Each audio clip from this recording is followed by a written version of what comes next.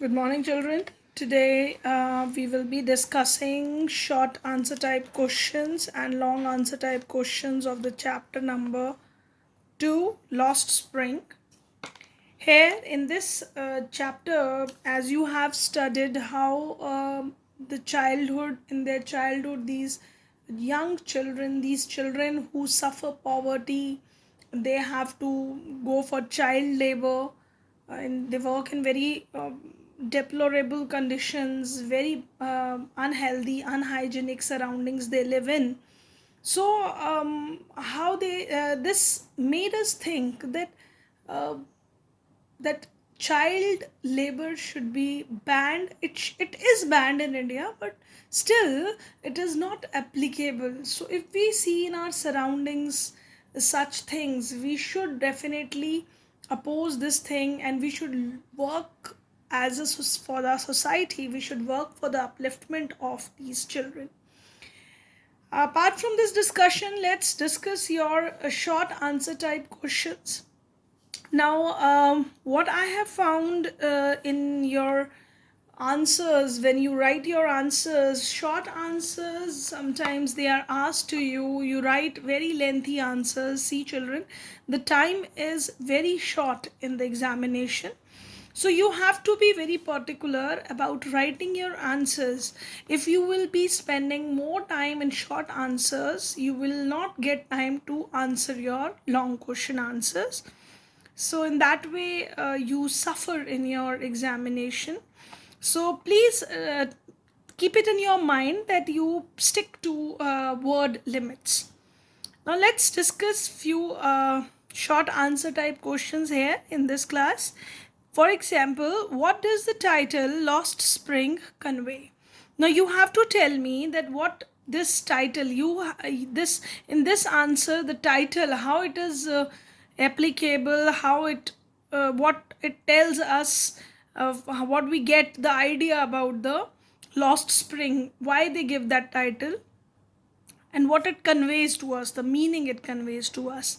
So now you should for example, this here in this lost spring, spring is refers to childhood of the children, these street children, and it is lost, their childhood is lost, because just as the spring, the full of flowers blooms and beauty is everywhere, the trees are full of flowers, so similarly childhood is also like that, where a child blooms during their childhood, they grow mentally, physically, and aesthetically, and this growth makes them a better citizens of society. So these children whose childhood is lost, who are working as laborers and they are living in very uh, bad conditions, so these children have lost their childhood. So spring here indicates the childhood. So the answer to this question, I have written it precisely, I have conveyed you the idea. Let's understand what the author wanted us to convey. Spring word depicts childhood, like spring, a child blooms during his childhood. In the chapter Lost Spring, we found that abject poverty and thoughtless traditions result in the loss of child's innocence and much needed education. So, millions of children like Sahib and Mukesh lose the spring in their lives because they are compelled to do hazardous work for their survival. Thus, they live dejected life, being child laborers, and lost their real childhood. So idea was already conveyed to you. Now it is written in a very precise way.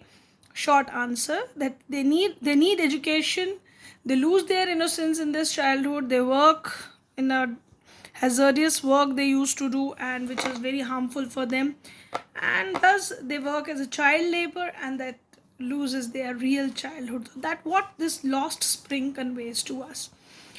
Now, coming to the next question, children. This question is, listening to them, I see two distinct worlds. In the context of Mukesh, the bangle maker's son, which two worlds is Anis Jung referring to? So, now this is the context lines. These are the lines from the chapter, Anise Chung, who has written it.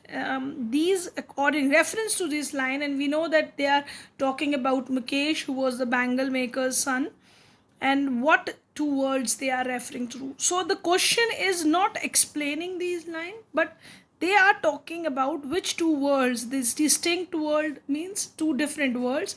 Which two worlds the author is talking about.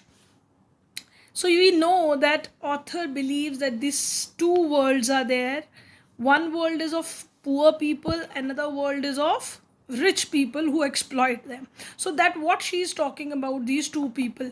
And in the chapter also she mentioned about these bangle makers who are living in a poverty life, and another refers to the sahukar, middlemen, and policemen, keepers of law, those who are exploiting these people. So she is talking about these two distinct worlds.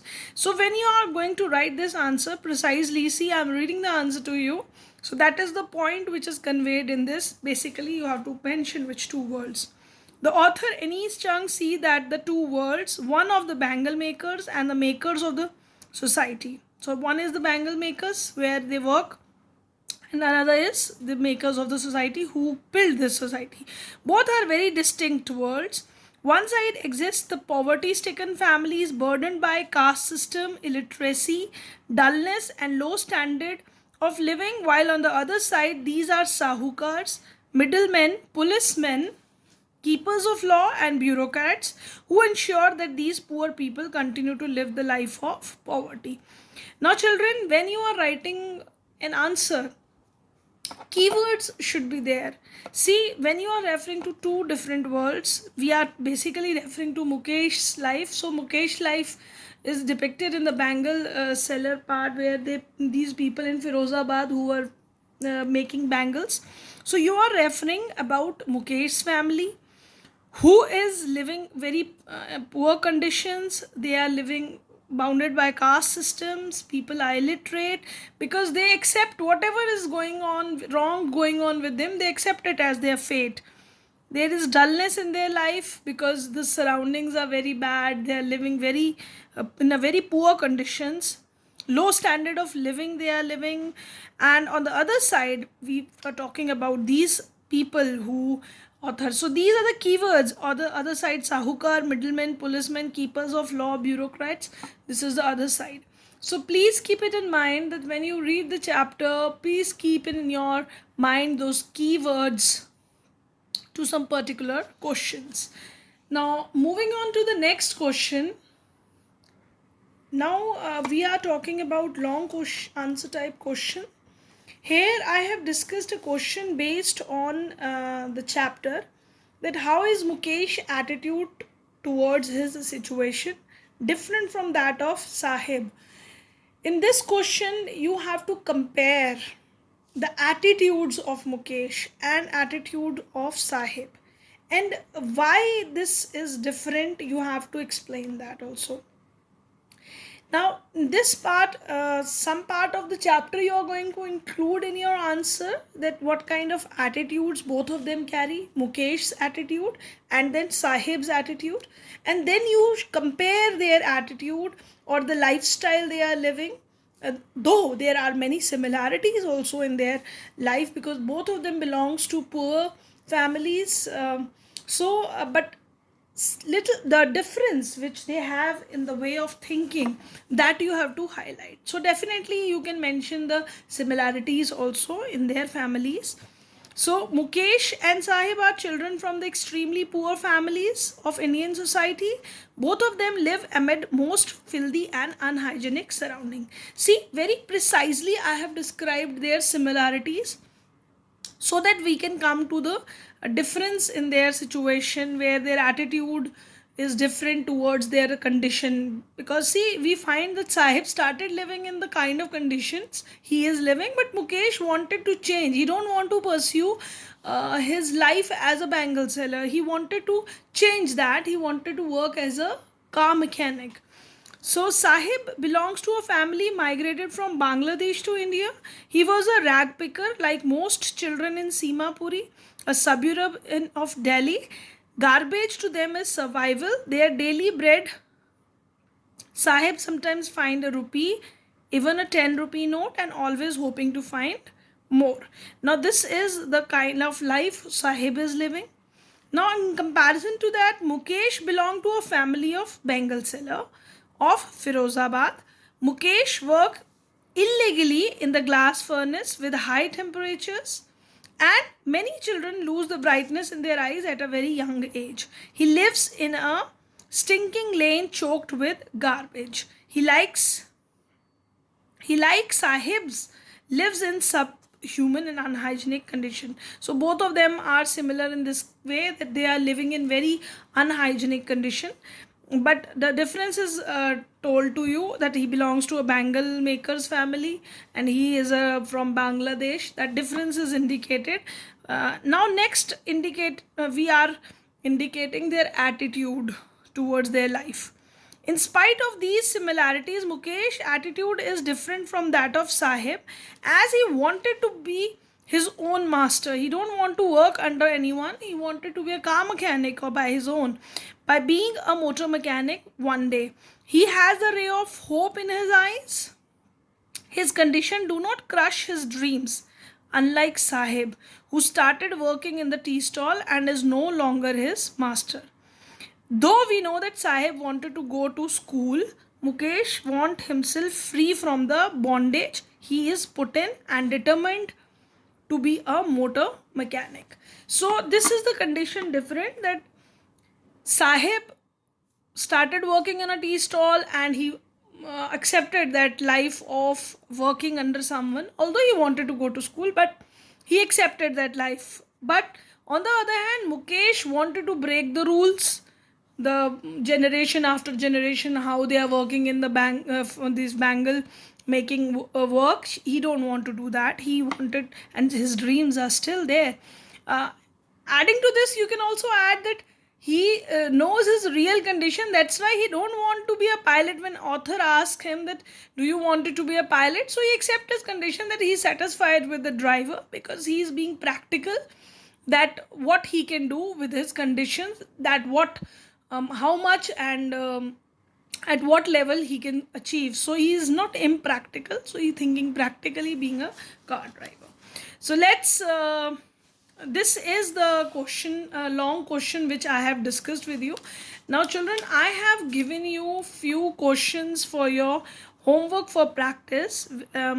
Apart from these practice questions which I discussed with you, you will be writing them in your notebook. Apart from that, I will be giving you few questions for your own practice, which you will be writing in your notebook. But I wanted to discuss few keywords or answers.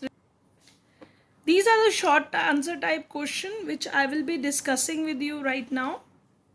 First question is, describe the irony in Sahib's name. So irony in Sahib's name is that, you know, that Sahib full name was Sahib-e-Alam, which means Lord of Universe.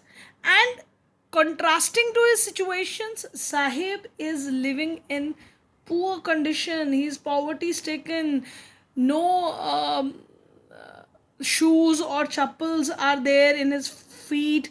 He's a rag picker, and everywhere he's scrounging in the rags, searching for the garbage, or 1 rupee coin or 10 rupee note in this garbage, which what he find, and this is his livelihood. And thus it is totally opposite to his name.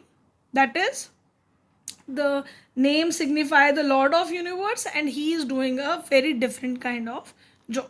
So that is the contrast or irony in Sahib's name. Next question is, in spite of despair and disease pervading the lives of the slum children, they are not devoid of hope. How far do you agree? Now we have to explain in this that though these children are growing in very bad conditions, there is hope in there. And we find that in Mukesh's case, that where he has a hope for his bright future, that is, he wanted to work as a motor mechanic, and he has that hope. There is also a hope in the life of Sahib also, where he is or keen to learn, that when the school will be there, he's definitely going to go for a school. So that shows there is hope in their life, because Sahib is wanted to learn something and go to school, and Mukesh, although he's living in a very bad condition, generation after generation they have to work there, but he also wanted to become a mechanic. So this is the hope on their life. Next is, why don't the younger ones of the bangle makers do anything else? Now we know this from the chapter, that why these bangle makers children are not able to work in some other condition, because every house in Firozabad, they are in the bangle making work since generation, and they are trapped by these uh, people of the society, these sahukars and all that, and they, their condition cannot improve, because they are trapped under their circles. And because they also believe that this is the work for which they have come on this earth, and they are working for it generation after generation. That is, lack of awareness is there, education is lack of education, and opportunities are there for these people. So that is the reason why these younger ones of the bangle makers don't do anything else, but they go into the same kind of business again and again. What does the next question says, that what does the writer means when she says Sahib is no longer his own master? Now, where the poetess is this author is asking you that why she says this, that he wanted to be a, he is no longer his own master. She wanted to say that earlier, when he was picking the rags, he was a very carefree kind of boy. He wanted to, wherever he wanted to go, he go there, and that's how he is the boss of himself, because the work which he is doing for himself. But when he started working under a stall, so he is under the supervision of that stall owner, getting wages there, and no longer he is now master of himself, because he's working under someone else. So he has to be a little bit responsible now, and he cannot live the free life as he was living earlier as a rag picker. So next is your little has moved with time in Firozabad. Now in this answer says Anise Jung. Why does she say so? Now you have to explain in this answer that what little has moved with this. In this answer you have to change that there is nothing has changed in Firozabad, because one generation after next generation and the next generation, everyone is working in the same kind of conditions. There is no increase in their standard of living. They are living in the same kind of poverty. They are living in the same vicious circles of money lenders, middlemen. So and they keep on this tradition of making bangle making industry. They also mention the data that 20,000 children were engaged in this industry of bangle making. In a very poor condition, these children are working. So there is no change in their lives. They are working from generation after generation in the same kind of industry. They are not able to get even proper food, proper shelters, and proper conditions of living. So that's what you have to answer in this question. Now, children, coming to the next long question. This is the next long answer type question which I have given to you. That is, the grinding poverty and traditions condemns the children of rag pickers or bangle makers to a life of exploitation. Such children are deprived of all opportunities in life. Mukesh, who opted out of the existing profession of his forefathers by resolving to start a new job of a motor mechanic, symbolizes the modern youth. What lesson do we learn from Mukesh example? Now we know that there is change. Many children don't have any change, but Mukesh signify the modern youth who is ready for the change, and he don't want to live in the same kind of condition, and he don't want to live that life of exploitation, and he wanted to work something. He wanted to go with some other kind of work which could provide him a better living. So you have to explain in this answer in detail first the condition the Mukesh is living in, because see, this is a long answer type question. So first you are going to explain in what kind of poverty condition and exploitation these people are living, and how Mukesh is a ray of hope because he was dreaming of becoming motor mechanic. See, first part you will write their conditions, bad conditions which they are living, exploitation, poverty condition, unhygienic conditions, everything you are going to write in that. And then you will be explaining the example of Mukesh because he's a ray of hope, and he wanted to go for some other profession which his forefathers are not going for it, and he wanted to work as a motor mechanic, and he also wanted to learn driving, that what you have to learn. So this has a long distance. Obviously for this work which he wanted to go for, that destination might seems far away, but still he dreams for it, and he wanted to work for it. He wanted to learn the work of motor mechanic. So that symbolizes the youth of present day, which dreams and ready to fulfill their hopes, whatever they feel that their life standard should be better one. So that shows the present youth, and he also wanted to change his present conditions. So that kind of answer I should be there in this long answer type question.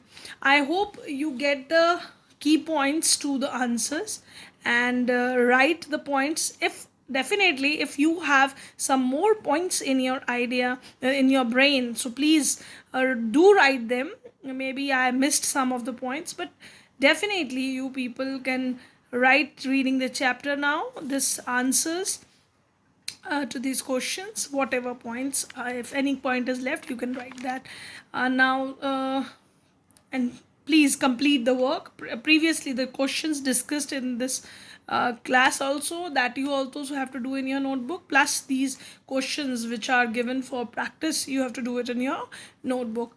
Thank you class, thank you very much.